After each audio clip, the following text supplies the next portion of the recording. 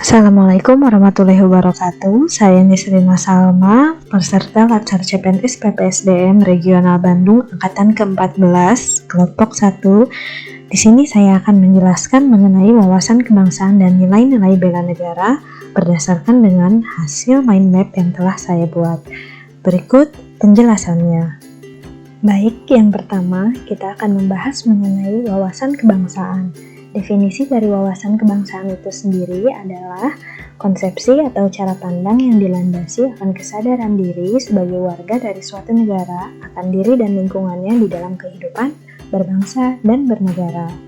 Menurut Profesor Muladi, Gubernur Lemhanas RI menyampaikan bahwa wawasan kebangsaan adalah cara pandang bangsa Indonesia mengenai diri dan lingkungannya yang mengutamakan kesatuan dan persatuan wilayah dalam mengutamakan kesatuan dan persatuan wilayah dalam menyelenggarakan kehidupan bermasyarakat, berbangsa, dan bernegara.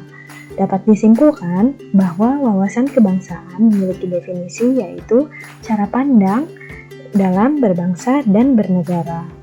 Selanjutnya, saya akan menjelaskan mengenai beberapa titik penting dalam sejarah bangsa Indonesia.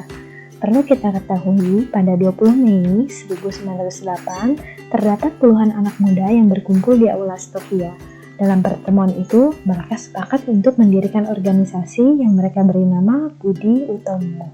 Selanjutnya, Perhimpunan Indonesia atau PI yang merupakan pergerakan nasional pertama menggunakan istilah Indonesia. Bahkan, PI menjadi pelopor kemerdekaan bangsa Indonesia di kancah internasional. PI sendiri diprakarsai oleh Sultan Kasayangan dan R.N. Notosuroto pada 25 Oktober 1908 di Leiden, Belanda. Pada tanggal 30 April 1926 di Jakarta diselenggarakanlah Perapatan Besar Pemuda atau yang biasa kami sebut atau terkenalnya dengan Kongres Pemuda I. Pada tanggal 27 sampai 28 Oktober 1928, Kongres Pemuda kedua pun dilaksanakan.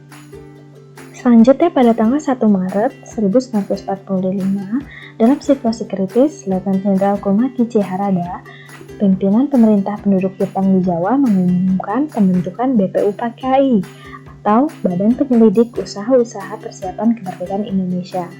Lalu, 7 Agustus 1945, terbentuklah PPKI atau Panitia Persiapan Kemerdekaan Indonesia.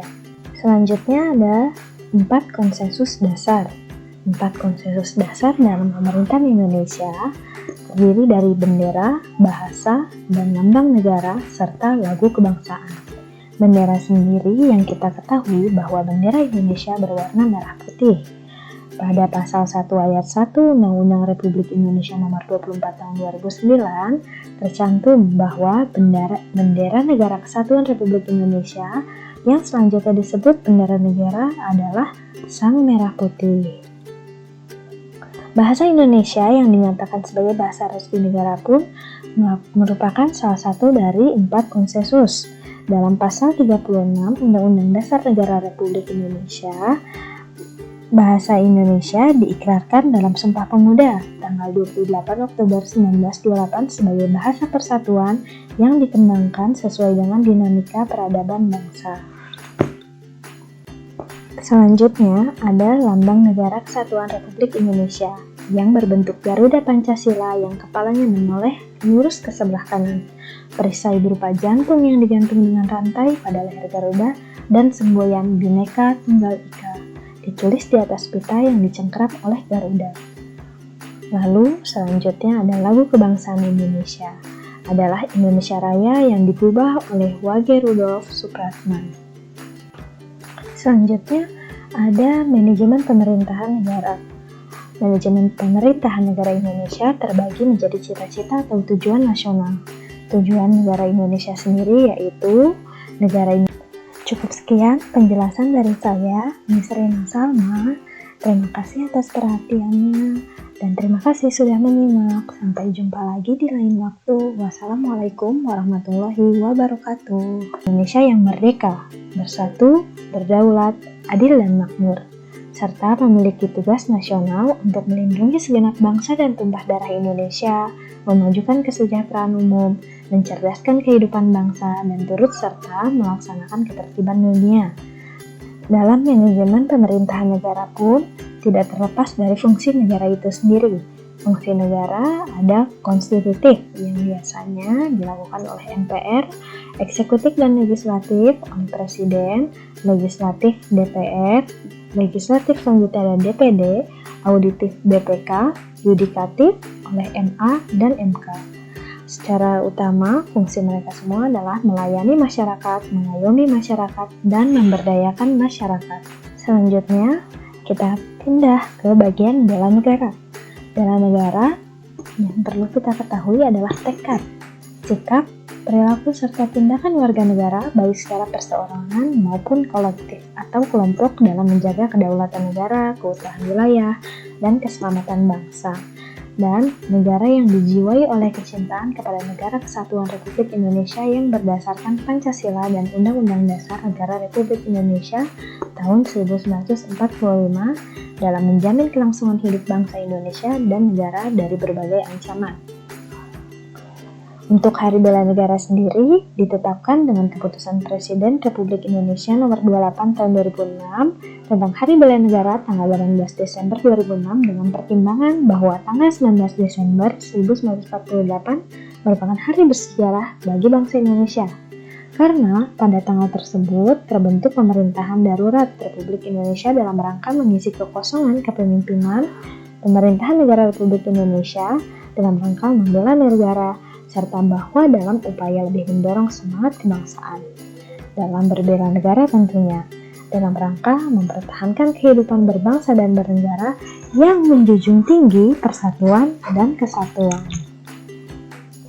Dalam Undang-Undang Republik Indonesia Nomor 23 Tahun 2019 tentang pengelolaan sumber daya manusia untuk pertahanan negara Pasal 7 dijelaskan bahwa keikutsertaan warga negara dalam usaha bela negara salah satunya dilaksanakan melalui pendidikan kewarganegaraan dengan pembinaan kesadaran bela negara dengan menanamkan nilai dasar bela negara. Untuk nilai dasar berbela negara ada cinta tanah air, sadar berbangsa dan bernegara, setia pada Pancasila sebagai ideologi negara, rela berkorban, dan kemampuan awal bela negara. Untuk cinta tanah air sebenarnya banyak indikatornya. Salah satunya menjaga tanah dan pekarangan serta seluruh ruang wilayah Indonesia, menjaga nama baik bangsa dan negara, jiwa patriotisme terhadap bangsa dan negara, dan bangga menggunakan hasil produk bangsa Indonesia. Sedangkan untuk kesadaran berbangsa dan bernegara memiliki indikator ikut serta dalam pemilihan umum, berpartisipasi menjaga kedaulatan bangsa dan negara, berpartisipasi aktif dalam organisasi kemasyarakatan, profesi maupun politik, dan sebagainya. Lalu nilai selanjutnya ada setia pada Pancasila sebagai ideologi negara. Salah satu indikatornya adalah paham akan nilai-nilai dalam Pancasila dan senantiasa mengembangkan nilai-nilai Pancasila. Yakin dan percaya bahwa Pancasila sebagai dasar negara dan mengamalkan nilai-nilai Pancasila dalam kehidupan sehari-hari. Lalu selanjutnya ada rela berkorban untuk bangsa dan negara. Indikatornya yaitu siap membela bangsa dan negara dari berbagai macam ancaman, gemar membantu sesama, yakin dan percaya bahwa pengorbanan untuk bangsa dan negara tidak ada yang sia-sia. Lalu yang terakhir nilainya adalah kemampuan awal bela negara. Indikatornya memiliki kecerdasan emosional dan spiritual serta intelijensia, senantiasa memelihara jiwa dan raga, gemar berolahraga, senantiasa menjaga kesehatan, senantiasa bersyukur dan berdoa atas kenikmatan yang telah diberikan Tuhan Yang Maha Esa. Sebagai ASN, tentunya kita harus terus serta dalam implementasi dalam wawasan kebangsaan dan nilai-nilai bela negara. Salah satu implementasi sebagai ASN yaitu melaksanakan tugas secara profesional, memegang ideologi Pancasila, mendorong kesetaraan dalam pekerjaan, meningkatkan efektivitas sistem pemerintahan yang demokratis sebagai perangkat sistem karir, memberikan layanan kepada publik secara jujur, tanggap, cepat, tepat, akurat, berdaya guna, berhasil guna, dan santun, dan mengutamakan kepemimpinan berkualitas tinggi. Cukup sekian penjelasan dari saya, Nisrina Salma. Terima kasih atas perhatiannya. Dan terima kasih sudah menyimak. Sampai jumpa lagi di lain waktu. Wassalamualaikum warahmatullahi wabarakatuh.